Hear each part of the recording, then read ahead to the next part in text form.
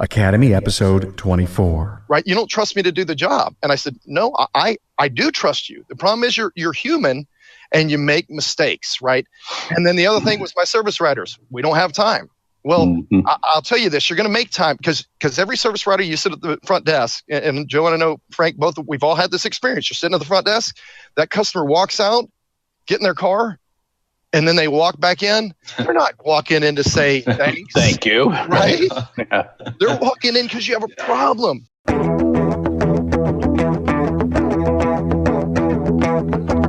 Welcome, automotive aftermarketers, to a Remarkable Results Radio Town Hall Academy. Listen to learn just one thing from today's episode on your journey to remarkable results.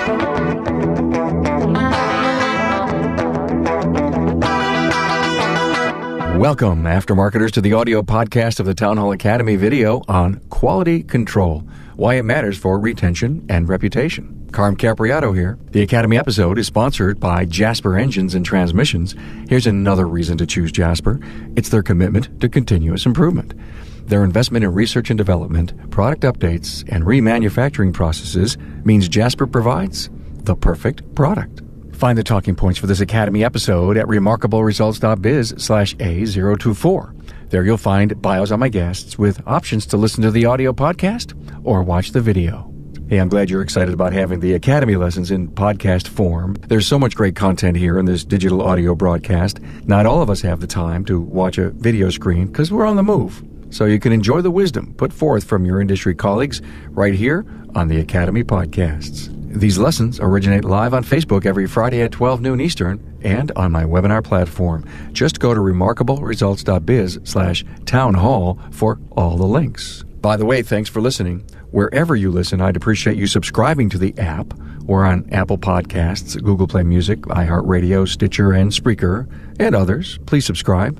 That way you get the latest episode when released right to your smart device. And if you have my iOS or Android app, you'll find the Academy episodes there also. I'm glad I can inspire an industry with such great content paid forward by your industry colleagues. Let me know what subjects you'd like covered. Email me at carm@remarkableresults.biz. Now, because the content is so rich with ideas and stories of success, please use the search feature and the tag cloud on my website to find your specific area of interest. Ready to catch the wave on quality control? Our panel says there is always time to do QC, that QC helps to measure and hold your processes accountable, and it builds a bank account of trust with your customer. Now listen to Chris Cloutier, co-owner of Golden Rule Auto Care in Dallas, Texas. He spent many years in the software industry developing solutions for companies like Southwest Airlines and Wyndham International. He's worked for companies that effectively understood the marriage of service and software. Chris has his ASE C1 Automobile Service Consultant certification, and he's offered a download. For getting started with QC, see the show notes page, remarkableresults.biz/A023. Also, Frank Scandura is with us from Frank's European in Las Vegas, Nevada. After years writing service for Mercedes, he opened Frank's European service in the northwest part of Las Vegas, and he's partnered with his wife, Deborah. Frank also shares his business acumen and offers insights and trends on leadership as a business coach. And also Joe Hansen, he's the manager of his father's business, Gordy's Garage, for the past 10 years plus. Joe has attended Management Success, Napa Training, and Lawrence Tech University, among others. He has earned his ASE C1 Automobile Service certification.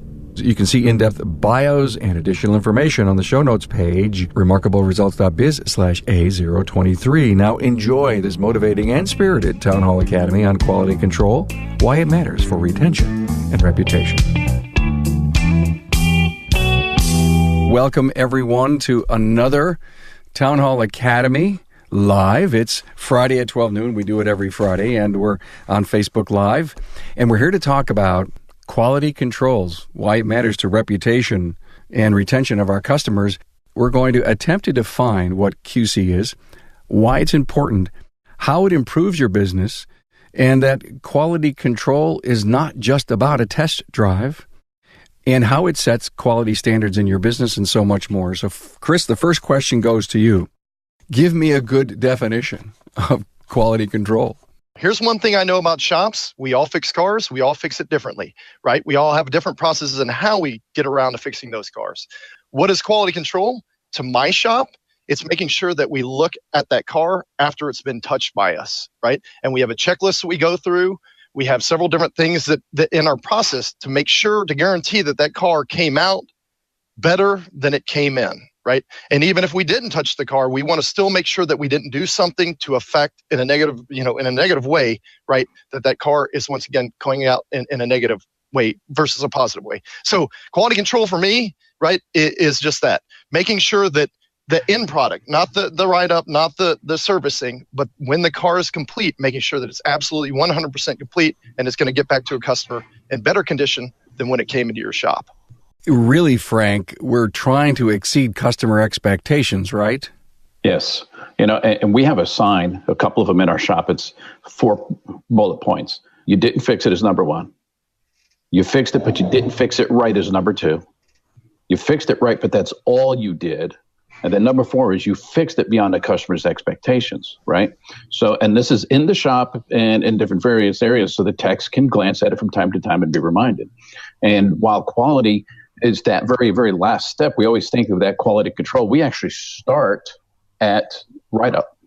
How does that quality start at write-up? And I'm amazed at how many shops where the service advisor never gets up out of his chair, never verifies mileage, never takes a quick glance at the condition of the car, and never makes recommendations based on that interaction. Quick walk around, dents, scratches, bumps are all part of that initial. I'm trying to give, and like what you just said was, that car's got to be better after it leaves than it came in, no matter what we do. So it's an entire process that for me is start to finish. What went through my mind when you were just speaking that, Frank, was ownership. You're saying if the service writer, advisor, manager doesn't want to get up, that really, it's almost like, speak to the hand. Yeah. Oh, it's like, what do you want? Oh, I'll change. Okay, get out of here. I'll call you sometime. So quality control is truly, if you really break it down, and let's not misunderstand, I have a QC process that's digital, that's specific, that's a deliberate technician for that final touch. But controlling quality, it starts, honestly, from your website to your follow-up. Joe, agree with that?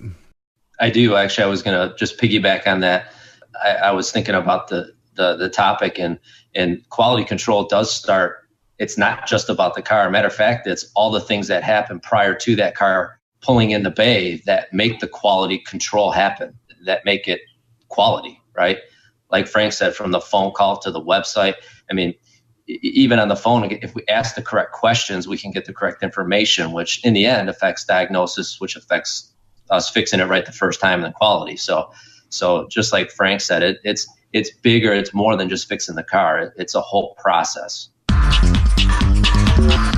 If your customer has a vehicle they like, they shouldn't have to get rid of it because the engine, transmission, or differential failed. Because you and your customer know the vehicle maintenance, there's no reason they can't keep it on the road. Depreciation, license, insurance, interest, add them all up and they'll probably total more than it would cost to install a remanufactured product from Jasper Engines and Transmissions. Personal finances only go so far. Daily living expenses, college for the kids, and, as we all hope, retirement. So before your customer rushes out to buy a new or a newer used vehicle because their engine or transmission has failed, contact Jasper and find out how a remanufactured product from Jasper Engines and Transmissions can extend the life of your customer's present vehicle for an amount much less than the higher expenses that come with a vehicle trade. Give their vehicle a new lease on life with Jasper. Is it about really creating differentiation? And why I say that, Chris and Frank, I know you're out there, you're seeing shops, you're talking to guys all the time. And Joe, I know you have a heck of a network. Do shop owners appreciate that this really sets you apart? I look at this, discussion about quality after it's done, right? I think that if everybody does their job, and I'm not disagreeing, right? If your technician does his job, he's going to fix the car, right? What concerns me is after he fixes the car, his mindset is to just fix the car, right? He's not thinking about potential things that he may have done in the process, like leave a grease smudge on the wheel or on the dash, or he might not think about the chair adjustment or turning up the radio, or he might not think about that tool that he left in the car. He's just focused on that fix, right? So I'm looking at quality control as we're talking in this discussion after the fact, right? When you get it done and everybody is supposed to done what they've done, what kind of quality control process do you have to make sure you're mitigating, right, these issues that plague us all as owners, right? I mean, how many times, and Frank can probably agree and Joe will agree with me, how many times do you do an oil change and that sticker's missing in the windshield? That's one of the biggest complaints I hear about shop owners. Stickers missing in the windshield and lights not getting reset, right? I guess I'm more focused on that after. What is that quality control process are we doing to engage that customer's car after all of the pieces in the cog should be working, but that end product that we're delivering back to that customer? Techs do a great job, but don't rely on them for, if you will, the finished product. Part of that process, which, like I said, we have a very, very detailed process. It's not just enough to discover that sticker's missing. And it's not just enough to discover that smudge print and go, oh, good, I've solved this problem so I don't disappoint the customer. We need to hold those people accountable too. Absolutely. Right? And that's where a lot of shop owners really, really struggle. They are so terrified that guy is producing 50 or 60 or 65 hours a week. If I hold him accountable and he quits, oh my gosh, I'm going to die. And the truth is, you're not going to die, because that guy's probably trouble anyway, and he's probably a kind of a black cloud for the shop. So it truly is, it's a great way to identify those problems before they leave. Number one, the majority of your customers will not tell you they're disappointed. They'll just stop coming. And then you've got those handful of guys who will just blow up Yelp and everybody else because, the radio was on a different station. Chris, you keep track of all these deficiencies, and then you have them in your meetings, and you work together to get better. Yeah, so just what Frank said, I agree. I mean, with anything that we do, right, what do they say? You can't manage what you can't measure, right? Right on. So if you're not measuring your quality control issues, like Frank said, we had a guy, we called him Pigpen. Not going to give his real name, but after 30 minutes being in the shop, the guy's covered in grease from head to toe, right? 30 minutes. Well, we were able to track back that he was leaving lots of grease smudges in the car. So he was washing his hands because he goes, guys, I'm washing my hands. And we said, well, you got to wash your elbows. You got to wash, you need to go take a shower before you get in this customer's car, right? So like Frank said, we're able to track it. We're able to mark it, and then we're able to go back and hold those people accountable. And I absolutely agree in holding them accountable. If you have nothing to measure them against, though, how are you going to hold them accountable? And here's what happens, right? So you get the 15th time a car came in with the oil change sticker wasn't there or a smudge on it, and you lose your mind. You get everybody together. You don't have a shop meeting. You have a shop beating, yes. And then it does nothing for morale. So if you guys aren't holding regular meetings, shame on you. And yes. So I just want to jump in on that too. And when you're talking about quality control and after the car's fixed and there's different people that will do the quality control check, right? It'd be maybe me, maybe my dad, maybe another tech will take another tech's car for a ride, or maybe the service advisors will do it. So it's important that the culture's right too, because sometimes if they're afraid to bring something up because they think they're going to offend another employee or teammate in the shop, or they're going to, or that maybe even us as owners sometimes will see that missing sticker, and we got to make sure we handle that the correct way, right? We can't use emotion on that, because then they're they're going to be walking on eggshells, right? And it's not going to be a happy environment. So with that, we just make sure that everybody in our shop knows that this is not about you, right? This is not personal. This is not about this is not about me picking on you. This is about properly serving our customer. This is all about what our customer is going to say when they leave. What are they going to write on Facebook? What are they going to write on Google? Who are they going to send to us, if anybody? So it's just so important that we have the right culture so that everybody's on the same page, that they know that quality is for the customer. It's not about you. If you get corrected, that's a beautiful thing, because then we can correct our process to, in the end, improve our quality. I agree. And holding accountable, and this is a Toyota philosophy, right? lean, and I know you did a lean show, Carmen. I apologize that I didn't go on it, but the whole process with Toyotas, they celebrate whenever they find issues, right? Yes. It's a celebration, and so it's funny in my shop, and we measure this, and we want to stay around 10% or less of our quality control issues. So when we go over 16%, right, like Frank said, I want to do the beatings, and Joe said I want to do that's my natural instinct, but I want to encourage my guys that, hey, this is good, right, that we're finding these issues, but there still needs to be, let's work together to get them back down. And my guys, of course, they'll joke when we go high as 17%, and they'll say, well, hey, Chris, isn't that good, right? Shouldn't we be celebrating all these issues we're finding? So they'll throw it in my face. But ultimately, right, we want to make sure that everybody is. And like Joe said, I absolutely agree. One of the biggest pushbacks that I got from my guys when I implemented this process a couple of years ago was my technician said, you don't trust me. Right? You don't trust me to do the job. And I said, no, I do trust you. The problem is you're human and you make mistakes, right? And then the other thing was my service writers. We don't have time. Well, I'll tell you this, you're going to make time because every service writer, you sit at the front desk, and Joe and I know, Frank, we've all had this experience. You're sitting at the front desk, that customer walks out, get in their car, and then they walk back in. They're not walking in to say thanks. Thank you. Right?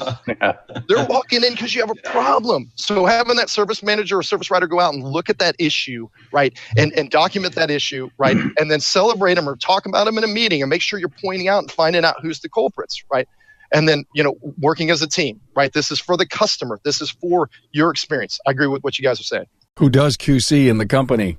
Joe, you mentioned it. Maybe the service advisor. Do you have a standalone person, Chris? I've tried standalone people before.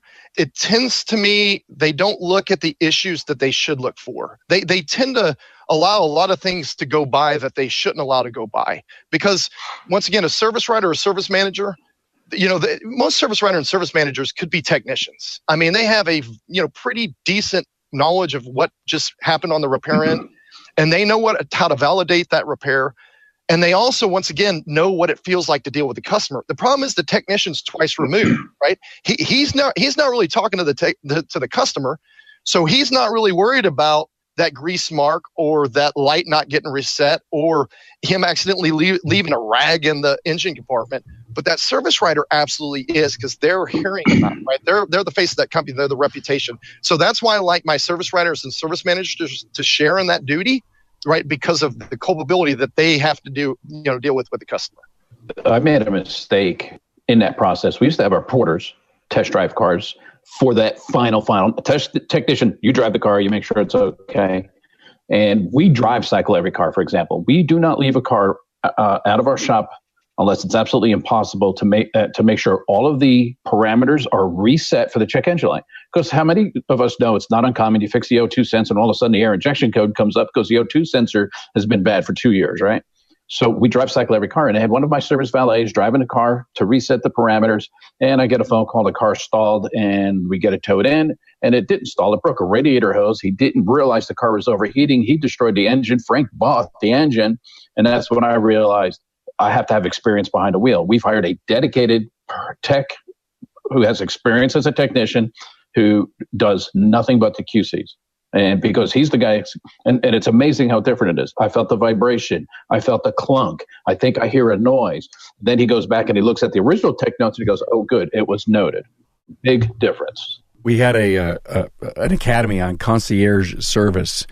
And anyone who's watching this needs to go back, go to my website, type in concierge in the search bar, find it, and watch or listen to that. It's going to piggyback with what we're doing in here. And we did talk QC at the time. So I'm hearing you guys say, boy, reputation. I'm hearing you say retention. And it's almost like you're buying that with a good QC.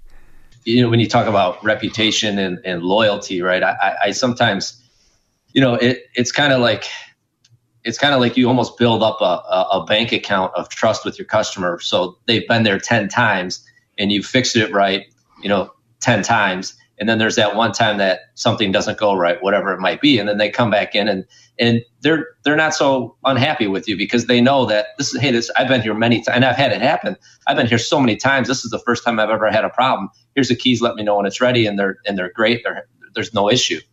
But it's that first time customer that if you mess that up, It sometimes then it can be showtime. So doing the quality, having a quality control process in place allows us to build up that trust factor with that customer, and long term it pans out, because eventually it's going to happen. The oil change sticker is going to get missed. The light's not going to be reset.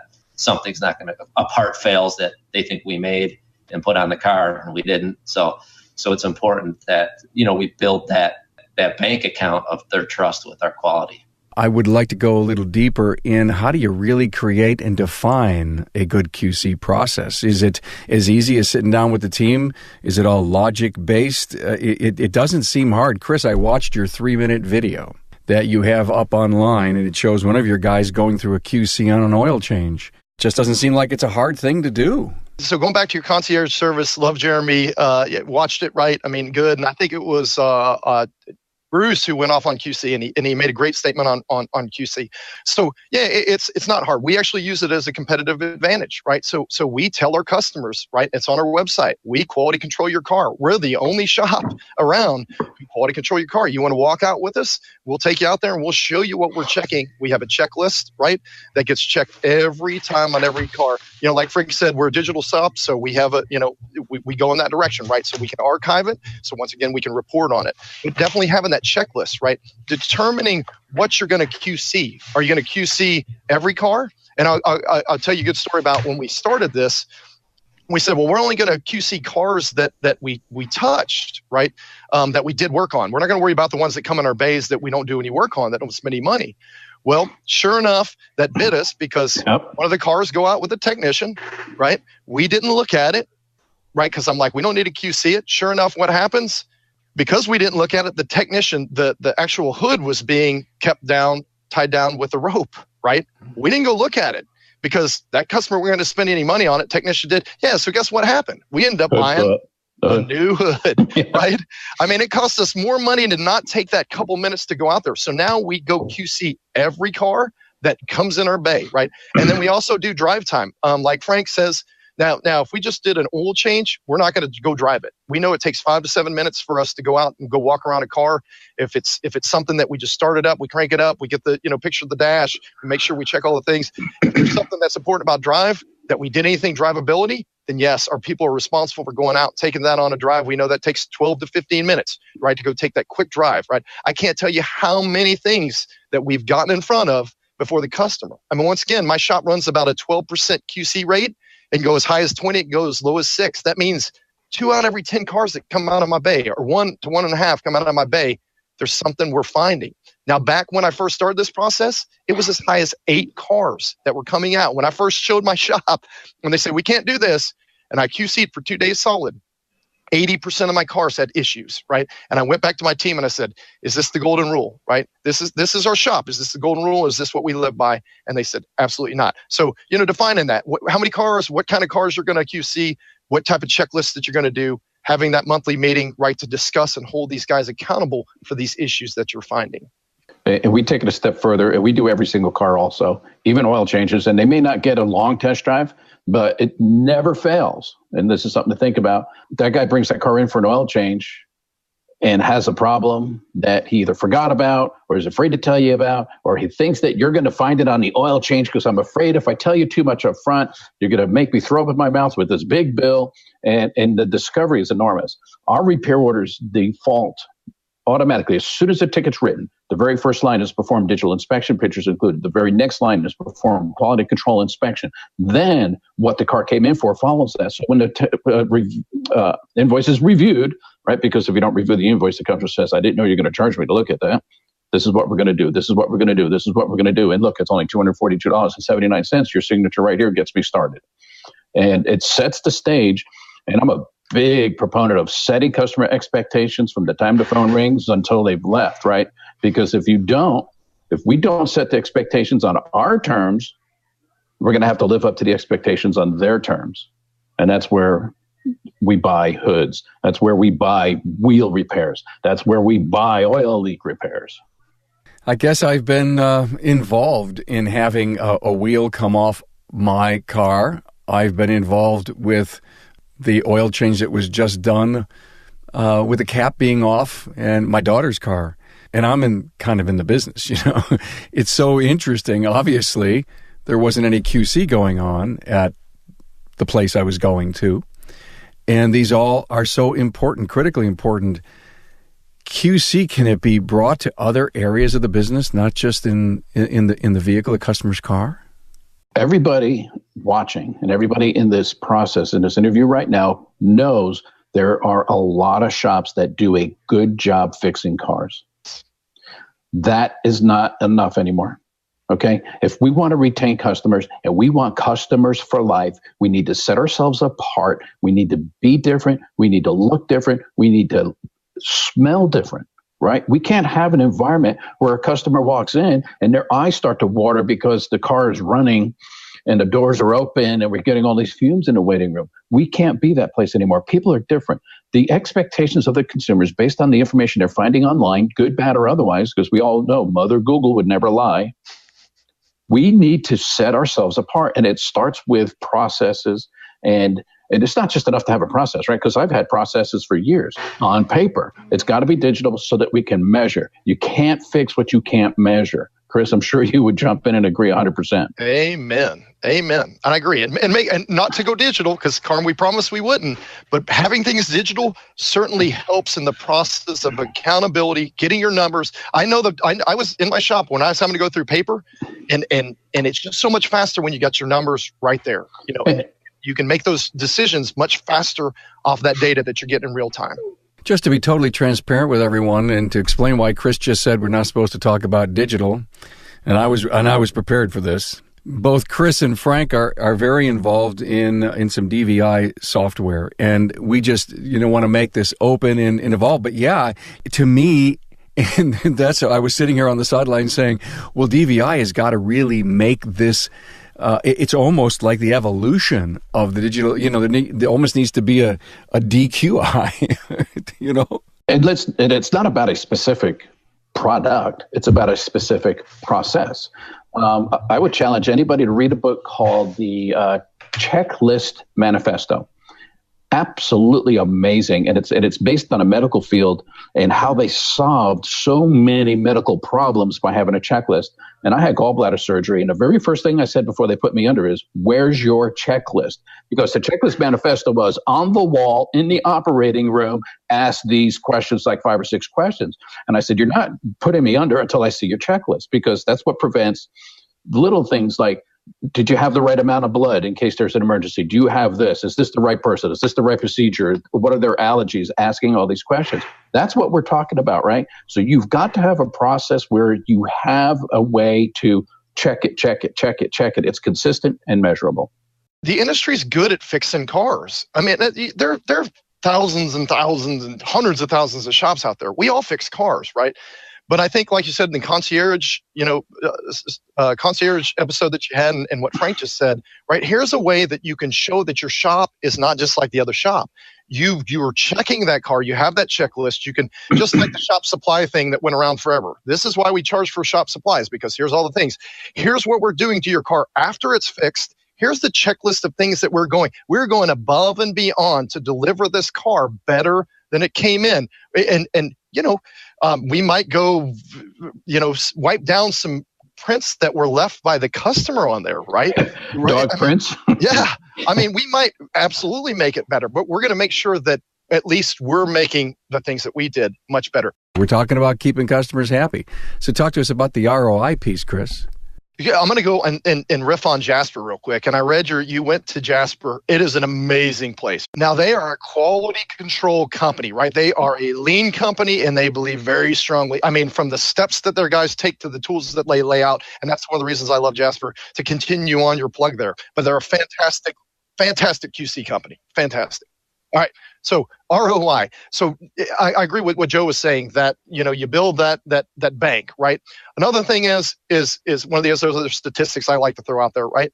It's 7 times, cost 7 times greater to bring in a new customer than to keep an existing, right? So you think about it, you're trying to retain your current customer base. Do your best. You're going to have customer churn regardless, right? Because people are going to leave, they're going to sell their cars, right? Everything else.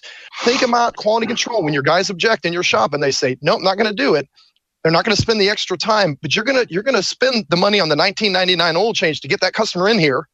And then you're willing to lose them because your guys didn't reset the light, or they didn't put the sticker in the windshield, so you just lost that lifetime value of that customer, and you just lost that promotion you just put in just because of the fact that you don't want to put it in a QC process. Go ahead, Frank. It's exactly that. I had that guy.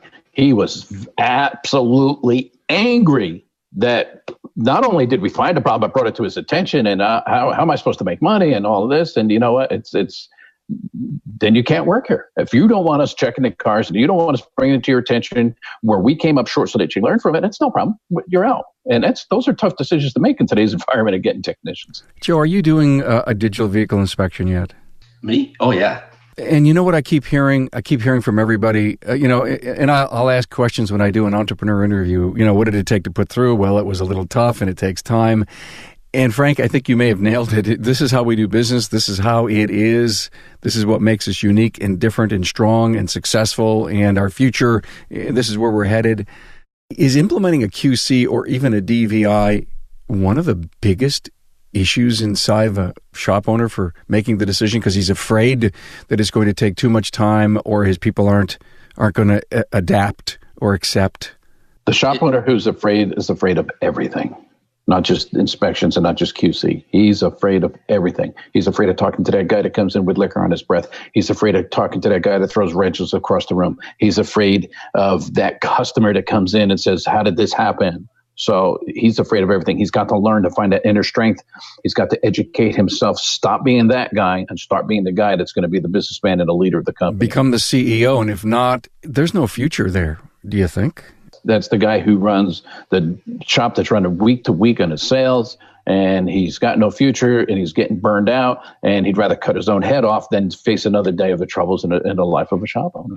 And it's not easy, is it, Joe? No. The QC in that, it's more, I think, in the implementation of it, and even with the DVI, the implementation of it's mental. It's not, how hard is it to create a checklist we all know what to check. That's just mechanics of it, right? That's the easy stuff. It's the mental part of, talking to your technicians and saying, yeah, I know it takes 25 minutes to do this DVI or however long it takes, right? And they're thinking, well, we're going to present, like what Frank was saying, an estimate of a huge amount of money to the customer, and they're going to freak out on their first visit and all that. It's not about that, though, because, again, if we're doing what we're supposed to do, serve our customers, help them with their vehicle, get that that mom safely to ballet practice with her daughter. That's really what we're doing, right? That's really what we're doing. And if you look at it as if you're presenting an estimate of $2,000 and they come in for maybe a brake job, right? Well, wouldn't it be better service to the customer that they knew there was $2,000 worth of work that needed to be done to that vehicle, and maybe they weren't even going to fix it because of that investment because they were ready to buy a new vehicle? Sure, it might not feel good on our part, and that technician might lose hours during that sale, but that's the right thing to do. Good, right? Yep. So it's the culture. It's the what are we here for? Why are we doing what we do? And I always go back to that because it puts things in perspective. That you got to make the policies of the business. You got to make the daily operations of the business focused on what the real thing is, the why we do what we do. And if we do that, we're going to do the right things long term, or we're going to win. Everybody's going to win. How many times have you sacrificed in your business by, for the moment of doing the right thing and maybe lost money, only to find out a week, 2, 3 weeks later, you just get rewarded with blessings because you've done the right thing. So again, it may be a little deep for quality control, but I think it really is important to know that, when we're hiring our people and putting them in the positions that we're putting them in, that they think like we think. And if they think like we think, they eventually will. It might be a little bit of a learning curve, but they'll get on board with quality control checks,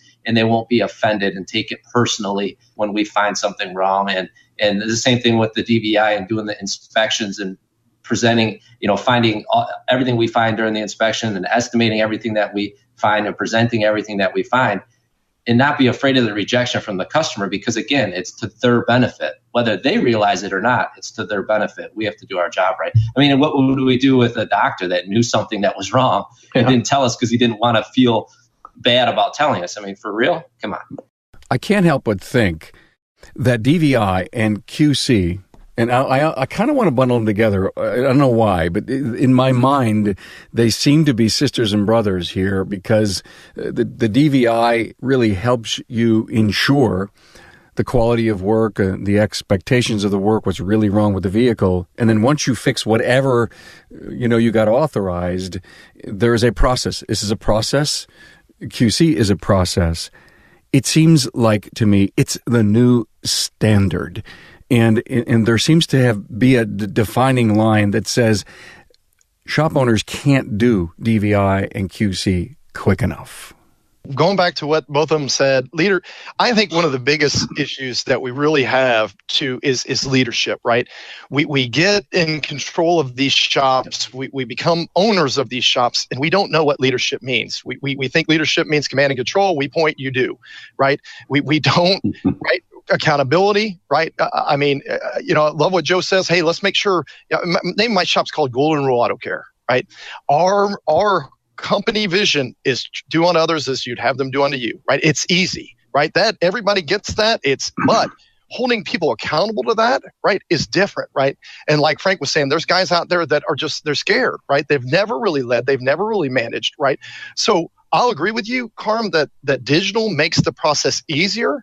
But even if you're going paper, it's still a process. Process, in my opinion, takes longer with paper, even though you'll have an argument with a tech and he says, no, I can chicken scratch faster than I can type. Well, that's up for debate, right? Yeah. But the process itself needs to be in place whether you have digital or whether you don't have digital. I think like you go back to, are you going to set yourself apart, and your processes and the way you manage and the way you lead your shop, I think, are what define what people see on the outside. And going back to what Frank said at the very beginning, your reputation is 100% on the line now. It doesn't matter if you want to be online or not. You're online because people are leaving those Yelp reviews. They're leaving those Google reviews, and you can't get rid of them. So the whole process needs to be in place. That in process, right, what we're talking about, quality control, is very, very key to making sure that customer, once again, gets their car in better shape than it came in. And I want to follow up on what Joe said a little bit, because I had written an article and I posted it on LinkedIn about why every car should be inspected. And the very first line in that article is, it's not about the money. The article talks about the moral component.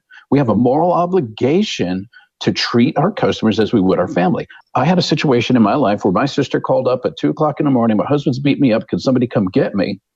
Now, imagine your customer gets that phone call and you don't tell them about that hose that's about to burst. You don't tell them about that timing belt that's overdue. You don't tell them about that problem that's on the car, and they get halfway to go rescue somebody and can't make it. I don't want to be that guy. I don't want to be that shop owner. Even DVI, digital vehicle inspection, is not as important as how do I measure the product I'm giving my customers? Where is my moral obligation to my customers? Because quite frankly, and I teach my guys this, it's not my car, it's not my money, it's not my problem. But I have to tell them everything I've discovered. I have to estimate all of my discoveries, and I have to give them the opportunity to step up or step out. And I think, Joe, you said it earlier. How dare I put a $500 brake job on a car that needs $2,000 worth of suspension work? It doesn't make any sense. So it's a bigger picture, and it's that entire process, start to finish. Excellent work. I had asked the question earlier, can QC be applied to any other processes inside the business? Ticket birth to death, right? I mean, just your quality of write-ups. Ticket, and I learned this from another trainer, right? I mean, the ticket where it started from the customer write-up, are you auditing that process? Are you quality controlling that process from the time that it got written up? What did the service writer, did he address the problem? Did he write it up properly?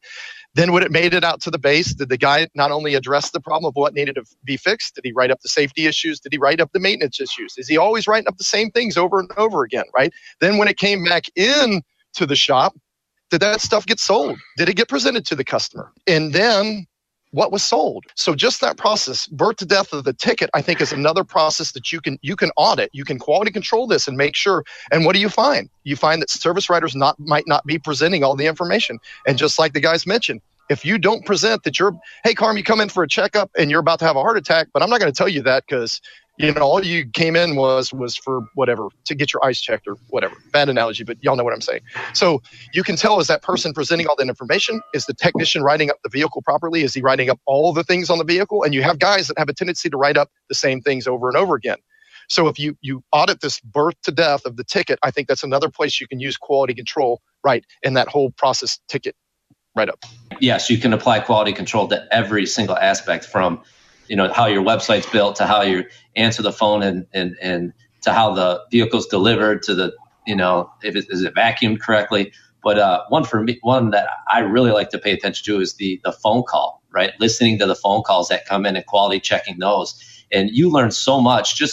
You learn about, because we don't think like the customers think. So for one, you can learn so much from, what exactly our customers trying to ask us. But then on the other side, listen to our advisors and our teammates and how they're responding and what questions are they asking the customer. Are they, just some of the things that they should be doing, right? Did they ask for the appointment, right? Did they give the customer options on, did they say, would you like to come in? Or did they say, would Tuesday or Thursday at 1 p.m. or 3 p.m. be better for you? Things like that. Are they getting the customer to let them know where they heard of us, right? Because if they don't come in, how are we ever going to know realistically how they even heard of us? Was it Yelp? Was it Facebook? What was it? Their friend, their brother, your very best customer, and then they go tell them they weren't treated right on the phone, and that's why they didn't come in. So it's so important to quality control check that phone call. It's probably one of the, next to fixing the car right, making sure it's safe, that's one of the most important aspects of quality control that there can be, because you can listen to it, you can record it, you can have it recorded, you can listen to it, and you can just dissect that. So that's something that I really pay attention to, and I think is so important because it's very trackable. You have the actual recording. So thanks for bringing that up. A few weeks back, we did an academy on what happens when the phone rings. So anyone wants to go out and piggyback on what Joe just said, go to the learning page and check that out. I think about the parts procurement process and how important that is to all this great internal workflow. You guys got any great experience with, improving that? I've coached shops that would spend hours making phone calls looking for the cheapest price. And I had to teach them that, all right, you're getting 50% gross profit. Let's throw round numbers out because I'm kind of simple and I need easy numbers. So if you get 50% gross profit on a $40 part, that's $20 in gross profit dollars.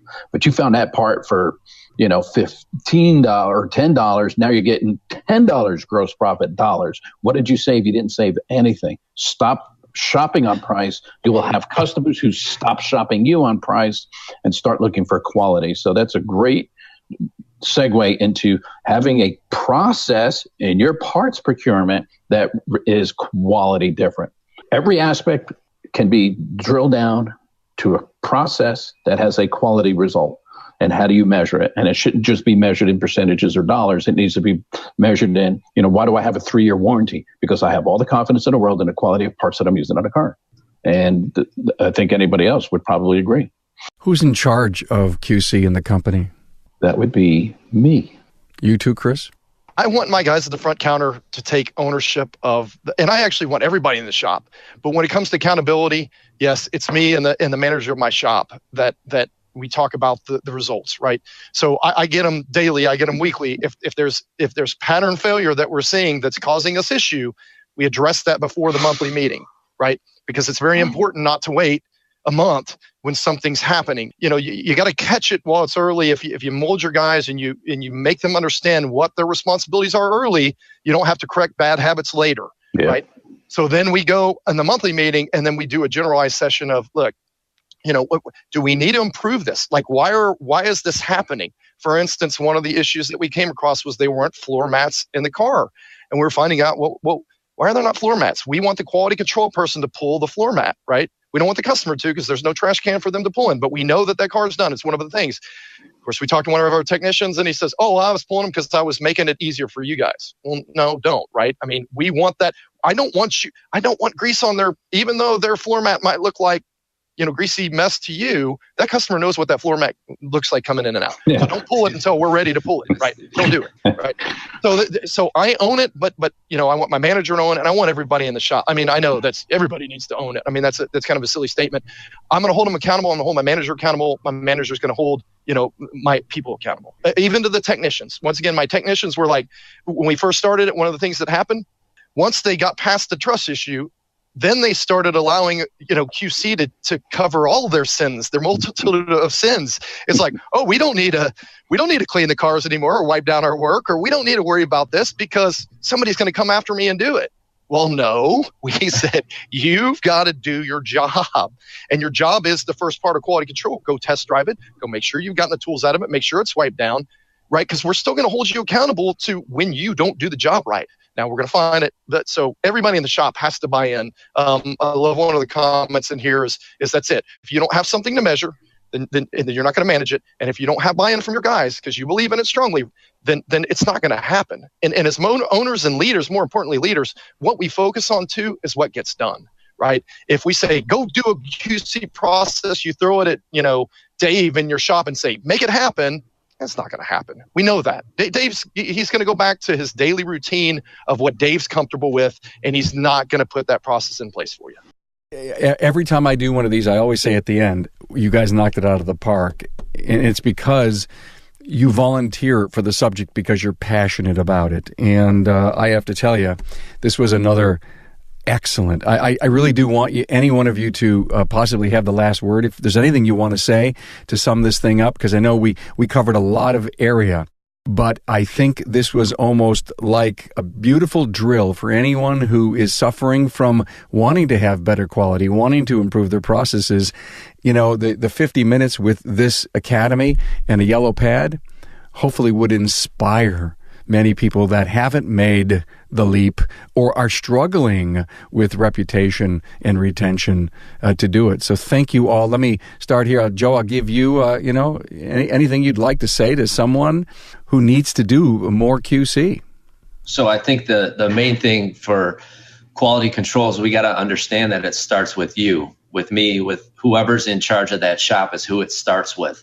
And then the implementation of that, because it starts with you, sometimes can be difficult. So sometimes you have to, almost build yourself so that you can implement these things into your business. And what you tolerate is what you promote, really. So if you're tolerating mediocre quality, that's actually what you're promoting is mediocre quality, and you're misleading everybody. So it's important that we take the responsibility and just, pull up the bootstraps and say, all right, it's game time. I have a business. It's my responsibility to take care and serve my customers. I have to do what I have to do to make that happen and get the right people that are on board that'll help me make that happen. So that's what I would say. Thank you, Joe. Frank? Your business is an entity, and you need to think of it that way. And at one point, you need to separate yourself emotionally from it. But on the other side, you have to have a spirit of love. You have to love people. You have to love helping. You have to have a certain amount of love that just oozes out of you to make it all work, right? But remember, it's an entity that's providing for you, and it's providing for your family and for the families of the people that come in and for the services that we're providing for our customers. So for me, it's just you have to have that basis in your heart. And if there's something wrong there, nothing gets fixed. So something to think about. Very good. Thanks. Chris, last word.